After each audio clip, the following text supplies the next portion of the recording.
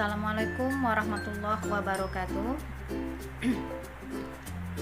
Terima kasih kami ucapkan kepada Ibu dosen pembimbing, yaitu kepada Ibu Dr. Erni M. Hum yang telah memberikan kesempatan kepada kami untuk membahas materi bab 3 mengenai proses dan komponen manajemen berbasis sekolah. Perkenalkan, saya Yeni Tasari sebagai moderator dan rekan saya yang akan menyajikan materinya nanti yaitu Pak Dol Bakri.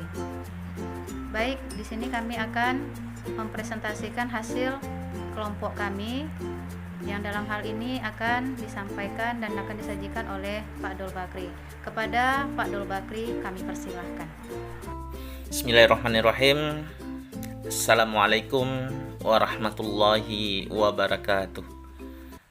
Yang saya hormati dosen pembimbing Ibu Dr. Erni M. Hum dan rekan-rekan satu jurusan yang berbahagia. Terima kasih kepada moderator Ibu Yeni Tasari. Saya dari kelompok 3 dengan Ibu Yeni Tasari.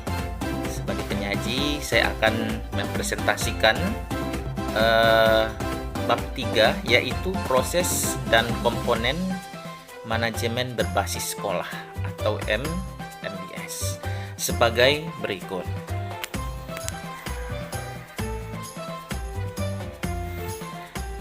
Yang pertama adalah proses kegiatan manajemen berbasis sekolah atau MBS. Ada 4 proses kegiatan MBS. Yang pertama adalah perencanaan.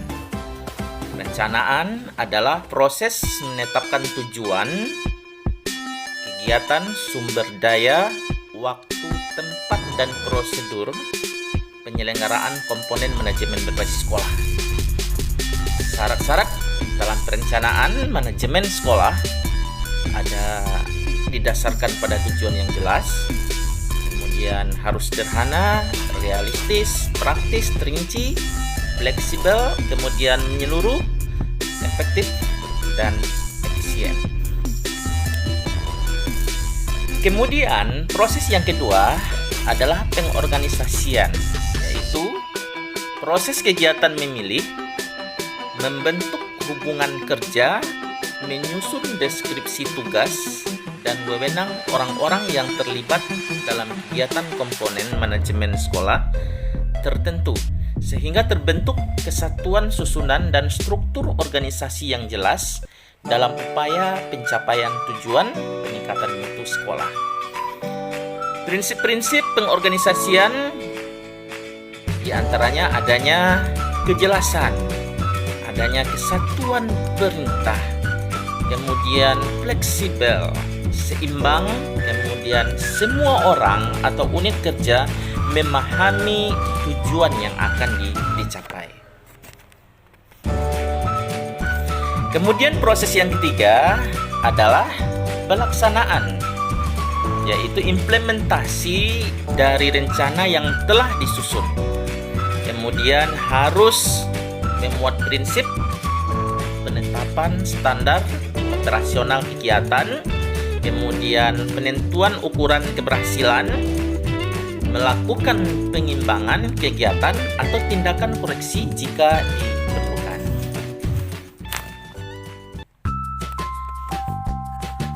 Yang keempat adalah proses pengawasan, yaitu untuk mengembangkan atau membandingkan antara standar yang telah ditetapkan dengan pelaksanaan kegiatan. Harus ada evaluasi ya diri sekolah, itu dilakukan secara periodik berdasar pada data dan informasi yang sahih. Kemudian komponen MBS ada 7. Yang pertama adalah manajemen kurikulum dan pembelajaran berbasis sekolah. Konsep dasar manajemen kurikulum dan pembelajaran berbasis sekolah adalah pengaturan kurikulum dan pembelajaran yang meliputi kegiatan merencanakan, mengorganisasikan, melaksanakan dan mengevaluasi kurikulum dan pembelajaran di sekolah. Kemudian ruang lingkupnya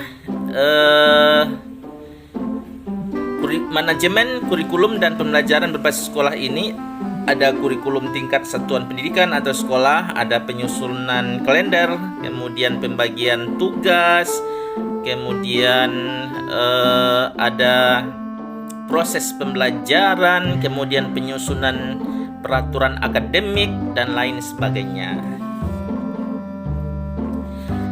Komponen yang kedua yang harus diperhatikan adalah manajemen peserta didik berbasis sekolah. Konsep dasarnya adalah pengaturan peserta didik yang meliputi kegiatan merencanakan, mengorganisasikan, melaksanakan, dan mengevaluasi program kegiatan peserta didik di sekolah. Ruang lingkupnya adalah peserta didik, yaitu pendataan ya, berupa pendataan calon peserta didik, kemudian penerimaan peserta didik baru, pengenalan sekolah, dan lain sebagainya. Kemudian komponen yang ketiga, manajemen pendidikan dan tenaga kependidikan berbasis sekolah. Jadi ada konsep dasar, kemudian ada ruang lingkupnya. Konsep dasarnya adalah pengaturan pendidik dan tenaga kependidikan itu meliputi perencanaan, pengorganisasian, melaksanakan, dan mengevaluasi. Sedangkan ruang lingkupnya ada perencanaan kebutuhan, kemudian pengadaan, pembinaan, kemudian pemberhentian, pertanggungjawaban atau pelaporan. Kemudian yang keempat, komponennya adalah manajemen sarana dan prasarana berbasis sekolah. Harus ada pengaturan, kemudian ada ruang lingkupnya, analisis ya, harus ada analisis kebutuhan dan perencanaan, kemudian jelas pemeliharaannya, kemudian jelas penghapusan dan lain sebagainya.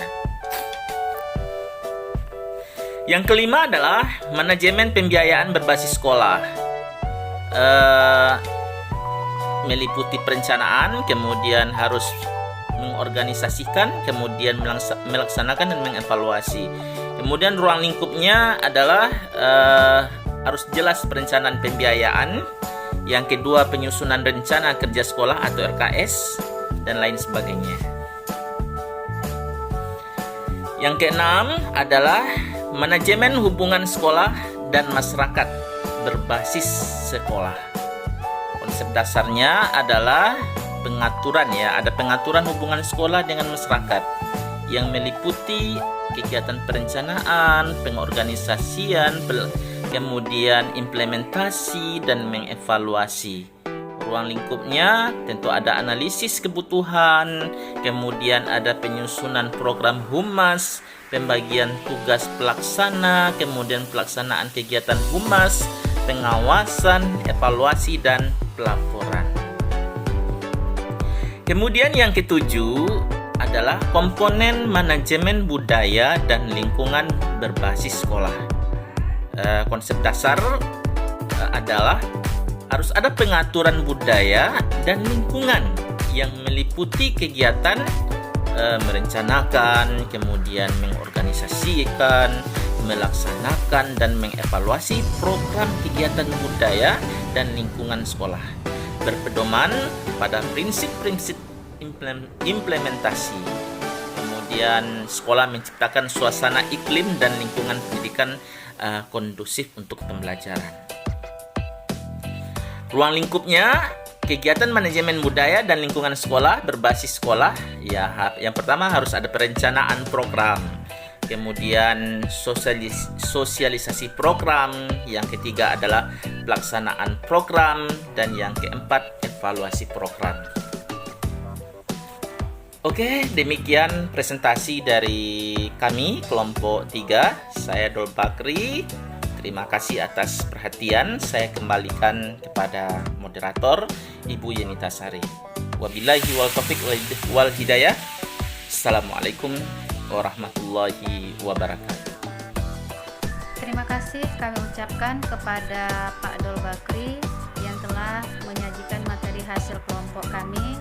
Di sini akan saya ambilkan kesimpulan bahwa di dalam proses kegiatan MBS itu ada beberapa hal, yaitu yang pertama perencanaan, di mana perencanaan ini merupakan proses menetapkan tujuan, kegiatan, sumber daya, waktu, tempat, dan prosedur penyelenggaraan komponen manajemen berbasis sekolah. Kemudian yang kedua adanya pengorganisasian. Pengorganisasian ini merupakan proses kegiatan memilih, membentuk hubungan kerja, menyusun deskripsi tugas dan wewenang orang-orang yang terlibat dalam kegiatan MBS tersebut. Kemudian adapun yang ketiga yaitu pengawasan, di mana pengawasan ini merupakan proses kegiatan untuk membandingkan antara standar yang telah ditetapkan dengan pelaksanaan kegiatan yang sudah dijalankan. Kemudian adapun komponen-komponen dalam MBS itu yang pertama adanya manajemen kurikulum dan pembelajaran berbasis sekolah. Yang kedua adanya manajemen peserta didik berbasis sekolah. Yang ketiga manajemen pendidik dan tenaga kependidikan yang berbasis sekolah. Yang keempat manajemen sarana dan prasarana berbasis sekolah. Yang kelima manajemen pembiayaan berbasis sekolah. Yang keenam manajemen hubungan sekolah dan masyarakat. Yang ketujuh adanya manajemen budaya dan lingkungan sekolah. Hanya itu yang dapat kami sampaikan. Bagi kawan-kawan yang ingin memberikan saran, kami persilahkan untuk saran atas apa yang telah kami sampaikan tadi. Begitu juga kami ucapkan terima kasih kepada Ibu dosen pembimbing yang telah memberikan kesempatan. Kalau ada kekurangan di dalam penyampaian materi ini, kami mohon bimbingan dari Ibu Dr. Erni. Hanya itu yang dapat kami sampaikan. Saya sebagai moderator mengucapkan terima kasih. Billahi taufiq wal hidayah. Assalamualaikum warahmatullahi wabarakatuh. I ain't here for the money, I ain't here for the fame. Though it might be nice to own a jet plane, I'ma do it all for you. Come along.